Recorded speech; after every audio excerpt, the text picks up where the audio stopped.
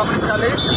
ప్రస్తుతం మంగళగిరి కాజా toll plaza వద్ద పరిస్థితి ట్రాఫిక్ మరియు వాటర్ కూడా హెవీ రెయిన్ ఫాల్ వల్ల ఎడివాన కూర్చున్నట్టుగా ఉండి దాదాపు 2.5 అడుగుల హైట్ లో నీళ్లు వస్తూ ఉన్నాయి. ఈవెన్ కార్లు సైతం కొట్టుకుపోయే పరిస్థితి. దయచేసి ప్రజలు గమనించాలి.